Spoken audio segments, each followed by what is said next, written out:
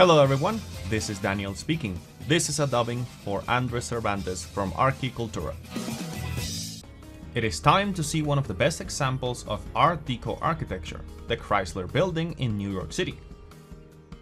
To understand the form of the Chrysler Building, we must go back about 15 years before its construction.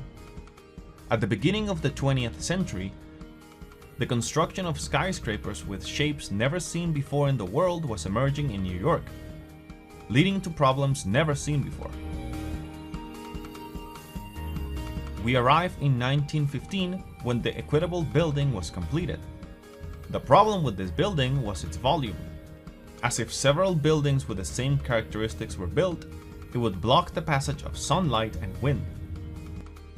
Foreseeing this scenario, the 1916 zoning law was enacted, requiring buildings above a certain height to have setbacks, meaning step-like recesses in the facade, allowing the entry of sunlight and, more importantly, reducing the feeling of being overwhelmed by many skyscrapers close together.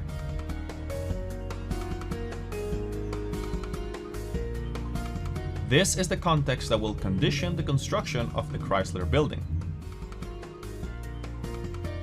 Before continuing, the design of this building changed several times, but only the final design was built. However, for the video, I will show the different stages of the design, as the design process of this building is a fundamental part of its history.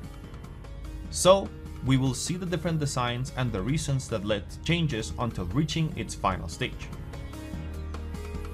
We start in 1921 when real estate developer and politician William Reynolds leased a plot on the corner of Lexington Avenue and 42nd Street to build a large building, the Reynolds Building. The land remained unused for a long time until 1927, when architect William Van Allen was hired to design the building. The style used would be Art Deco, whose characteristics we will gradually see as we delve into the forms of this building. It's time to see the first design presented to the public. This design featured a series of setbacks up to the top, and a part of the lower body was subtracted, giving a U-shape to the architectural plan in this part here. By the way, this stepped design eventually became part of the Art Deco aesthetic, even being used in areas where setbacks were not mandatory. In addition, Art Deco took forms from cultures around the world, and from all eras, integrating them into the style's own aesthetics. In this case, the setbacks bring the buildings closer to the stepped shapes of ziggurats or stepped pyramids. Returning to the Reynolds Building, at the top, a final setback ending with a dome that would reach 246 meters was proposed. However, architect Van Allen had other ideas, especially for the building's top, proposing a jewel-shaped spire instead of the dome. The project began construction in 1928, but Reynolds did not have the means to complete it. So, automotive entrepreneur Walter Chrysler bought the land, the project, and the architect's services to continue the work. Chrysler reviewed the project and considered removing 10 floors, but upon seeing that the Woolworth Building, the tallest in the world, was 241 meters high, he thought otherwise. So the Chrysler Building project would not be cut but expanded to 282 meters high. So the little that had been built up to that point was demolished, and the work began again from the foundations.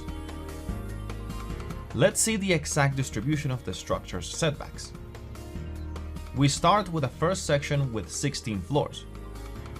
Due to the shape of the land, it has an irregular plan with a quite pronounced partial setback from the 5th floor, leaving a U shape in this part and a smaller one in the back.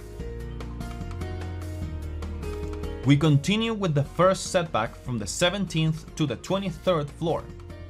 From the 24th to the 26th floor is the second setback. From the 27th to the 30th floor is the third setback.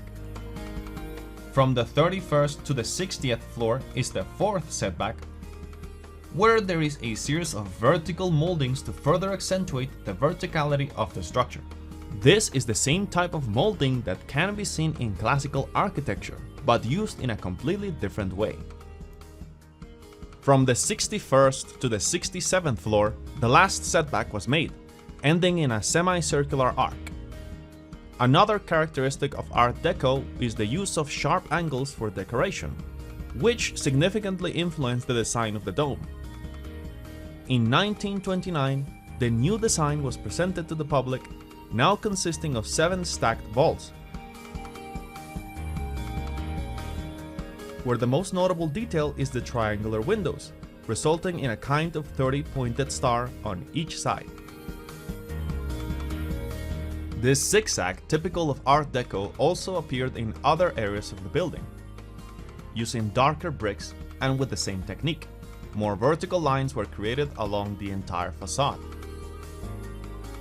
Another detail includes a series of moldings located between the windows of the building's first setback, showcasing curved shapes and radial lines, which are also part of a folded plan resembling a 3-dimensional zigzag. In addition to this, there was the inclusion of a series of ornaments. Remember that the Chrysler company was dedicated to manufacturing automobiles, so metallic details alluding to vehicle shapes were included. Among them, on the 31st floor, circular shapes were made using darker bricks, resembling car wheels, and above these, other shapes appeared like fenders, along with metal pieces in the middle of the wheels, representing the car rims.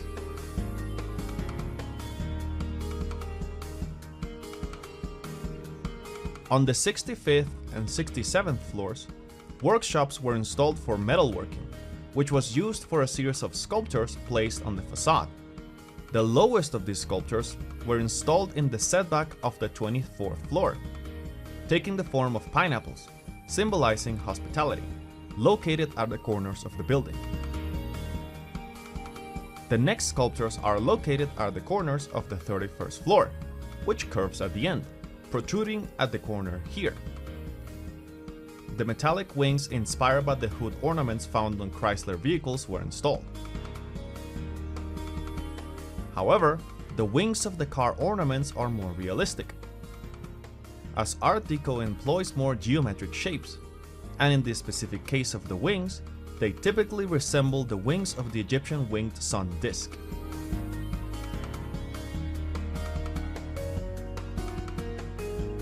Finally, on the 61st floor, at the top of the building, there are 8 large eagles inspired by the gargoyles of Gothic cathedrals, demonstrating more clearly how an organic form of an animal is adapted to the grid-like geometry of Art Deco. While this was happening, architect Harold Craig Severance, a former partner of Van Allen, was constructing the Manhattan Bank building at 40 Wall Street. This partnership broke in 1924, leading to a feud between the two architects. With Chrysler's height defined, Severance modified his project, making it 1 meter taller than Van Allen's. He achieved his goal. The Manhattan Bank building reached its maximum height, and Severance claimed to have built the tallest building in the world, but not for long, as Van Allen had a trick up his sleeve. It turns out that Van Allen secretly obtained a permit to construct a metal spire about 38 meters high.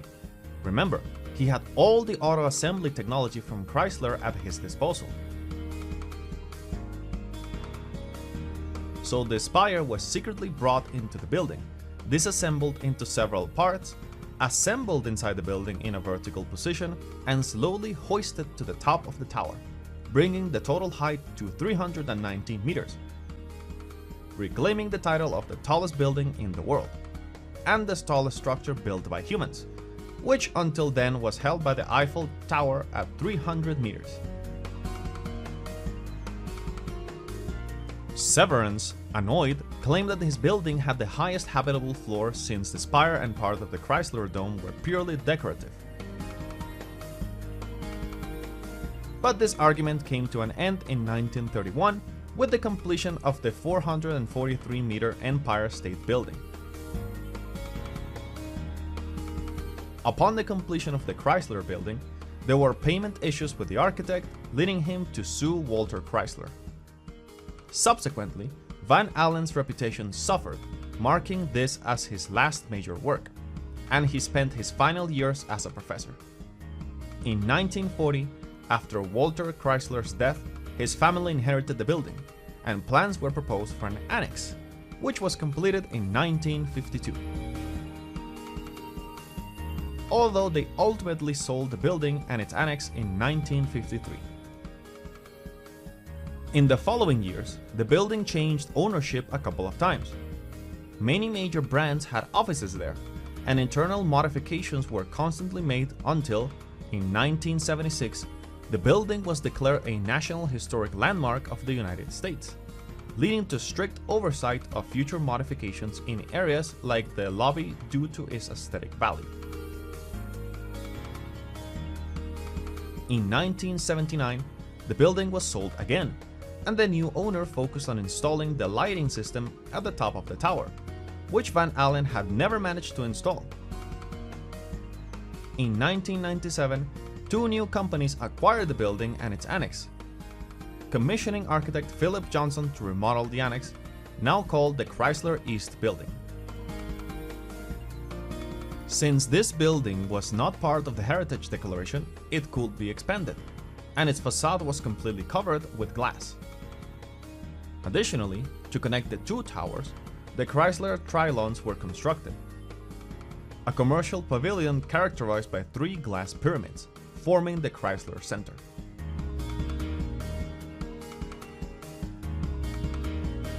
Inside, the building has many areas that can be completely modified according to the occupants' needs, but there are others rich in Art Deco essence, including the lobby. First, let's look at the entrance. The lower part of the building was covered with two types of stone, one similar to the upper brick and another darker to frame the entrance, which is through a portico shaped like an irregular hexagon. Before entering the lobby, we see metal ornaments in the windows. Their shapes are recurrent in Art Deco, as the style also draws on traditional Chinese architectural forms. Thus, the entrance is through a triple-height portico, although the doors are the height of a conventional door, filling the rest of the space with a simple monochromatic stained glass window with geometric motifs. Here, the use of zigzag patterns and the mastery of metalwork should be highlighted. The lobby has a triangular shape and is accessed from three different entrances. The floor is covered with travertine, arranged to guide visitors towards the elevators. The walls were covered with red marble brought from Africa. Here, we also have a series of doors leading to various spaces. They are also metallic with ornaments above the lintels. An important feature of this style is that the artisan takes on a leading role, giving them greater status. So it's not just architecture. Everything is carefully designed, like these wall sconces, where every last detail is crafted to follow the Art Deco aesthetic. In the two columns located in the middle of the lobby and the accesses, a series of niches were created, which were highlighted with lamps positioned in a staggered manner, alluding to Art Deco forms. This same arrangement was repeated over the accesses to the elevator area, including here the same types of lamps. In the prominent spot of the lobby, above a counter, a clock was installed, which looks futuristic for its time, also part of the essence of Art Deco, taking traditional forms and mixing them with futurism.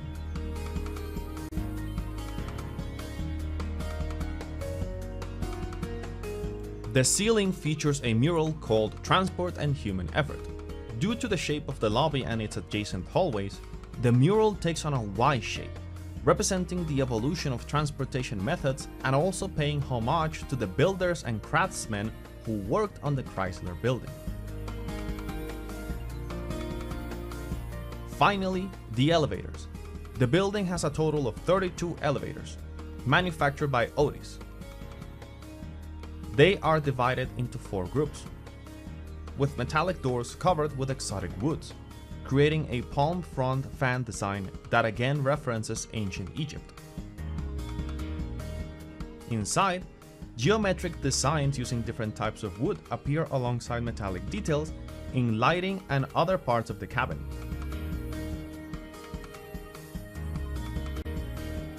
This opulent lobby was constructed as a statement against Chrysler's competitors, showcasing the company's reach and power through luxury.